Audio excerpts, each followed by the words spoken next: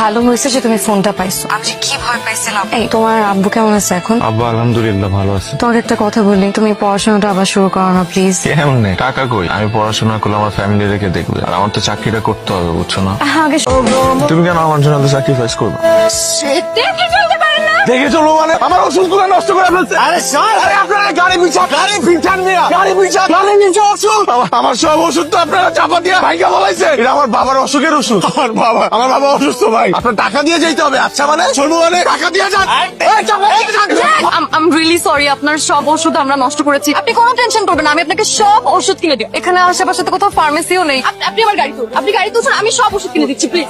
Hello, ফোনটা আমার, আমি জানি না আমি কই হারাই ফেলছি ফোনটা। এখন কই আছে ফোনটা? ও আমি আপনাকে ওষুধ কিনে দিলাম। ও আপনি? আচ্ছা, আপনি না আমার আপনি মানে আপনার ফোনটা আমার গাড়িতে রেখে গিয়েছিলেন। আমি আপনাকে অ্যাড্রেস দিয়ে দিচ্ছি, আপনার ফোনটা। Thank you. বসুন না। কি করেন আপনি? পড়াশোনা করে আশেপাশে একটা চাকরি করি। আপনার বাবা এখন কেমন আছেন? ভালো। আপনার বাবার কি হয়েছিল? একবার স্ট্রোক করছিল, এরপর আর পুরোপুরি কখনো সুস্থ হতে পারে না। দিনের পর দিন বিছানায় পড়ে আছে। আমাদের একটা হসপিটাল আছে, if you need any help আমাকে জানাতে পারেন। ভালো হয়েছে যে তুমি ফোনটা পাইছো। আমি যে কি ভয় পাইছিলাম। এই তোমার আব্বু কেমন আছে এখন? আব্বা আলহামদুলিল্লাহ ভালো আছে। তোমাকে একটা কথা বলি, তুমি পড়াশোনাটা আবার শুরু করো না প্লিজ। কেমনে টাকা কই? আমি পড়াশোনা করলে আমার ফ্যামিলি রেখে দেখবে, আর আমার তো চাকরিটা করতে হবে, বুঝছো না?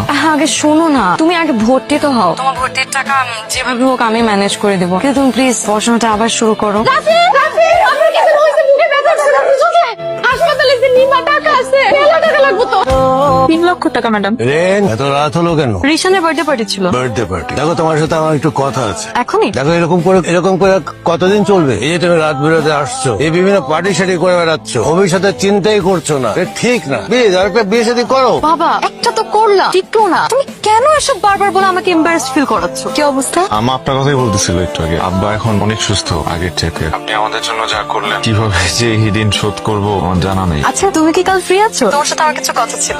কেমন আছো? ভালো। তোমার ফ্যামিলি আসলে চলে কিভাবে? না, অফেন্ডেড হো না, আই এম জাস্ট আস্কিং। অনেক কষ্টে চলে, অবশ্য চলে বললে ভুল হবে, চালায় নিতে হয়। আমার বাবা অসুস্থ হওয়ার আগে সেই একমাত্র আর্নিং মেম্বার ছিল পরিবারে। এরপর অসুস্থ হয়ে বিছানায় পড়ে গেল। আমার পড়াশোনাটা এখনো শেষ হয় না, এই কারণে ভালো কোনো চাকরির জন্য অ্যাপ্লাইও করতে পারি না। সুপার শপে চাকরি করি, পাশাপাশি 2টা টিউশনি করাই। অনেক কষ্টে চলে আর কি। আমাকে তোমার কেমন লাগে? হ্যাঁ? না মানে অ্যাজ এ পার্সন আমাকে তোমার কেমন লাগে? আপনি খুব ভালো একটা মানুষ। আমার বাবা অসুস্থ হওয়ার পর আমি তো ভয় পেয়ে গেছিলাম। আপনি যেভাবে হেল্প করছেন, আপনি হেল্প না করলে আব্বাকে বাঁচাইতে পারতাম না। কিন্তু আমি তো তোমাকে এমনি এমনি হেল্প করি, হয়তো হেল্প করার পিছনে কোনো কারণ আছে। এর বিনিময়ে আমি যদি তোমার কাছে কিছু চাই, will you give it to me? অবশ্যই। আপনি আমার আব্বার জান বাঁচাইছেন, আপনি যা চাবেন আমি আমার সামর্থ্যের মধ্যে হলে অবশ্যই করবো। কাঙ্ক্ষিত নম্বরটিতে এই মুহূর্তে সংযোগ দেওয়া সম্ভব হচ্ছে না। এই ছেলের বাবা